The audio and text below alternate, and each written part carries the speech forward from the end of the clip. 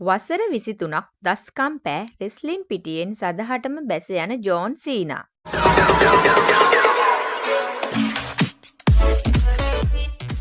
Wrestling පිටිය තුල සදා නොමකෙන පුරාවෘත්තයක් ලෙස ලොව පුරා කුඩා දරුවන් සහ වැඩිමහල් බොහෝ පිරිසකගේ මහත් ආදරය දිනාගෙන සිටින ඇමරිකානු ජාතික රෙස්ලින් ශූර ජෝන් සීනා සිය වෘත්තීමය රෙස්ලින් ජීවිකාවට සමුදීමට තීරණය කර තිබෙනවා.